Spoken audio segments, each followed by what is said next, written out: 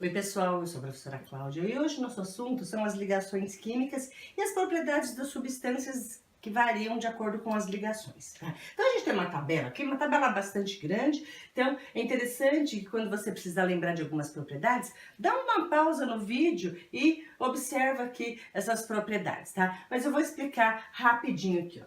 Então, as partículas que formam cada uma das substâncias. Então, as substâncias metálicas são formadas por átomos e cátions.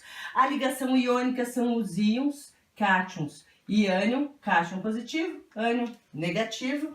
E as ligações, as substâncias covalentes, elas possuem moléculas, tanto as que têm ligação covalente polar quanto apolar, tá?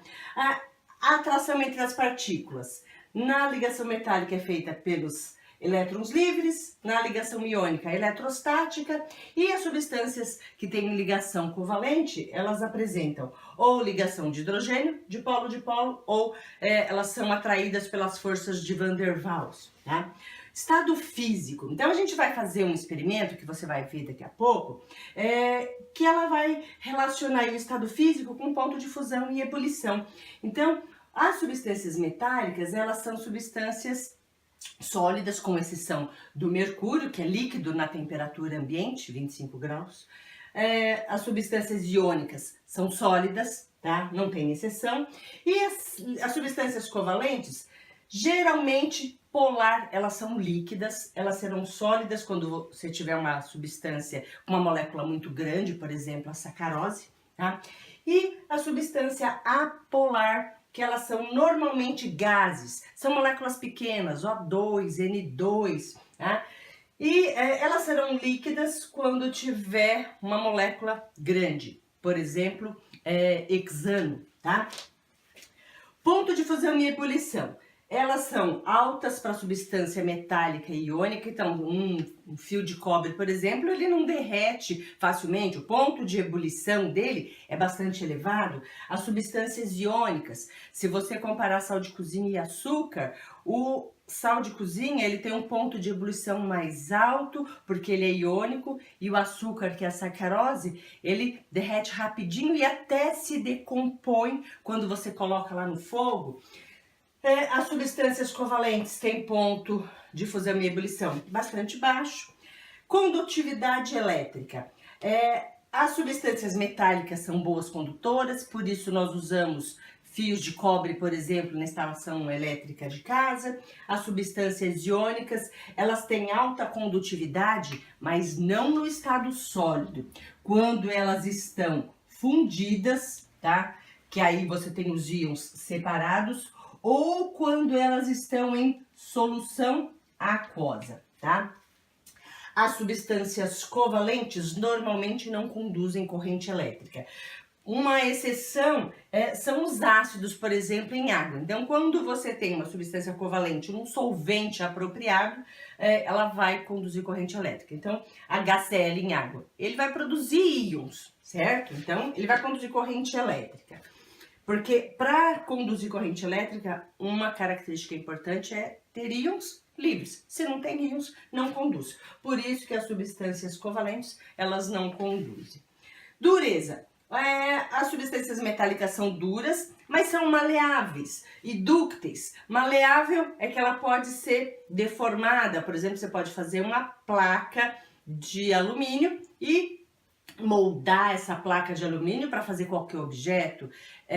Os anéis de ouro, as joias, né? Elas são facilmente moldadas. Dúctil é quando você consegue transformar uma peça de metal em fio, tá? Fio de cobre, fio de ouro, fio de prata.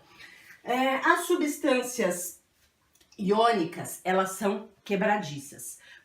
São duras e quebradiças. Então, você pega, por exemplo, sal grosso. O sal grosso, quando a gente compra, ele vem aqueles pedaços grandes.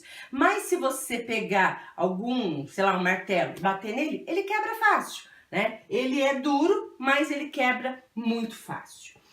As substâncias covalentes, elas não se encaixam nessa situação, porque quase não tem sólidos, enfim. Solubilidade. Em solventes comuns, a água, etanol, né? Então, as substâncias metálicas, elas são insolúveis. Para dissolver uma substância metálica, você tem que ter mistura adequada dissolventes. As substâncias iônicas, elas são solúveis em solvente polar. Então, por exemplo, sal de cozinha dissolve na água, a água é polar, tá? As substâncias covalentes, se ela for polar, ela vai dissolver em solvente polar. Se ela for apolar, ela vai dissolver em solvente apolar, tudo bem? Então, dá uma olhadinha aí nos experimentos que a gente vai fazer, tudo bem? Substâncias iônicas e covalentes, elas podem ser diferenciadas pelo ponto de fusão. Então, nós temos aqui algumas substâncias na ordem que elas foram desenhadas aqui no papelzinho, começando do cabinho. Cloreto de sódio, glicose, carbonato de cálcio, naftalina, iodeto de potássio, sulfato de cobre e enxofre. Então, você vê que ó, o enxofre, ele já derreteu e já sofreu fusão, né? Passou do estado sólido para o líquido, e a naftalina também, tá? Aqui no centro a gente tem açúcar, que é C12H22O11, a formulazinha dela, ó, o açúcar comum. A gente já tá observando ali que ela tá sofrendo fusão. Aqui do lado do NaCl, ó, nós temos um pouquinho de glicose. Como essa substância aqui, ó, a naftalina, é uma substância orgânica, então ela pega fogo, tá? Por isso que subiu aí a labareda. E a gente começa a observar aqui, ó, que a sacarose, ela já tá sofrendo fusão, tá? Só que além de sofrer fusão, ó, a gente observa que ela tá escurecendo, ela tá ficando mais preta. Por quê? Ela tá perdendo água, tá? O hidrogênio e o oxigênio aqui saem na forma de água e tá sobrando apenas carvão. Por isso que ela tá ficando preta. E aqui, ó, tá começando a acontecer a mesma coisa com a glicose. Então, as substâncias orgânicas ou as substâncias que são formadas por ligações covalentes, como a naftalina, a sacarose, a glicose e o enxofre, que não é orgânica, mas ela é covalente, eles já sofreram fusão e agora que essas duas substâncias, ó, elas estão sofrendo decomposição, tá sobrando carbono. As substâncias formadas por ligação iônica, ó, nós temos aqui, ó, o iodeto de potássio, ó, não aconteceu nada. O cloreto de sódio, não aconteceu nada. O carbonato de cálcio também não. E aqui temos o sulfato de cobre. Então, ele não sofreu fusão. O que está acontecendo com ele? Ele está ficando branco. Por quê? Esse sulfato de cobre aqui, ele é hidratado. Então, ele está ficando branco porque ele está perdendo a água dele de hidratação. Tá? Mas essas substâncias iônicas aqui, elas têm um ponto de fusão muito alto. Então, elas não vão sofrer fusão. O que a gente pode perceber no sulfato de cobre, ó, se a gente adicionar um pouquinho de água, uma gotinha, ó, ela volta a ficar azul, como era antes, tá? Mas ela não vai sofrer fusão. Espero que vocês tenham aproveitado a aula, que tenham entendido aí, relembrado bastante coisa a respeito das ligações químicas, e deixe aí os seus comentários, compartilhe com seus amigos, se inscreva no canal, tudo bem? Tchau, tchau, pessoal!